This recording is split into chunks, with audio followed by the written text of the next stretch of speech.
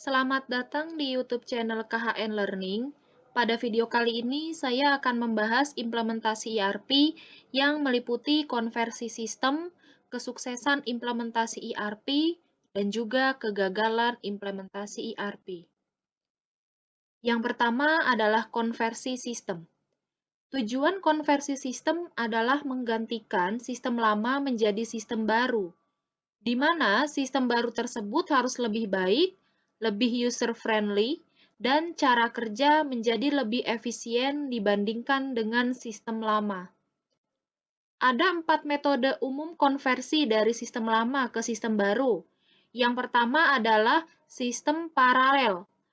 Sistem paralel yaitu mengoperasikan sistem baru dan sistem lama secara bersamaan. Setiap hasil proses dievaluasi kemudian disambung. Apabila sistem baru lebih baik dari sistem lama, maka baru dilakukan penggantian sistem yang baru. Yang kedua adalah sistem direct cutover. Pada sistem konversi ini dapat dilakukan apabila memenuhi persyaratan. Yang pertama adalah telah dilakukannya pengetesan sistem secara ekstensif. Kemudian adanya toleransi terhadap time delay atau waktu tunggu.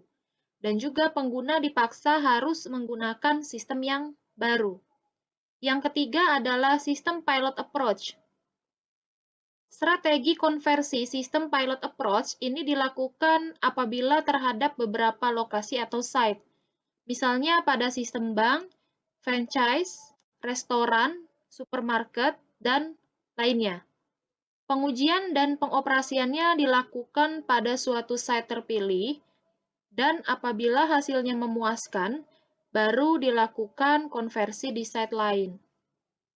Yang keempat adalah sistem pass-in method. Pada sistem pass-in method, strategi konversinya menggabungkan dua jenis approach. Pertama, dengan mengurangi sebanyak-banyaknya resiko yang dapat terjadi. Artinya, pada saat awal dilakukan parallel run, selanjutnya pada pertengahan periode secara bertahap, sistem lama digantikan dengan sistem yang baru.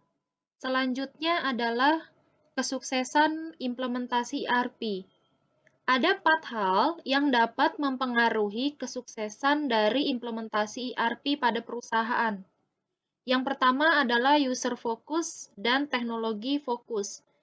User focus adalah implementasi sistem ERP untuk mendukung proses bisnis user, sedangkan teknologi fokus adalah implementasi ERP dengan teknologi terbaru atau proses yang lebih kompleks, sehingga memungkinkan terjadi perubahan proses bisnis user.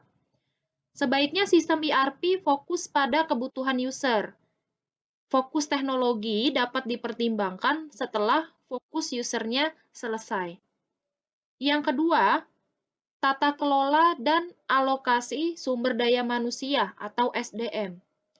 Implementasi ERP yang efektif memerlukan dukungan dan komitmen dari pimpinan manajemen. Tim yang terlibat dalam implementasi ERP harus orang yang berpengalaman di bidangnya masing-masing dan juga memiliki pengaruh. Tim yang ideal melibatkan user, spesialis IT di perusahaan, orang-orang yang dapat bekerja antar departemen, dan juga orang yang memahami proses bisnis dengan baik. Kemudian yang ketiga adalah dukungan vendor dan konsultan. Idealnya, perusahaan memiliki kendali utama atas dukungan vendor dan jasa konsultasi ERP. Penggunaan konsultan secara menyeluruh perlu dihindari, karena berarti konsultan akan masuk terlalu jauh dalam bisnis perusahaan. Kemudian yang keempat adalah pelatihan. Pelatihan yang buruk menjadi salah satu faktor terbesar gagalnya implementasi. Beberapa vendor mengantisipasi hal ini dengan menyediakan pelatihan yang fleksibel dengan berbagai macam media, seperti web-based virtual learning, computer-based training, video course, self-study books, dan yang lainnya. Kegagalan ERP biasanya disebabkan oleh yang pertama adalah integrasi sistem Dan yang kedua adalah tidak adanya kesesuaian antara personil, proses, dan juga teknologi. Peluang kegagalan yang perlu diantisipasi adalah yang pertama, user kurang terlatih. Kemudian yang kedua, tidak memahami bagaimana aplikasi enterprise mengubah bisnis dan tidak siap mengikuti disiplin ilmu yang baru. Kemudian yang ketiga, user belum sepenuhnya menyadari setiap tindakan mereka pada sistem itu berpengaruh pada operasional perusahaan.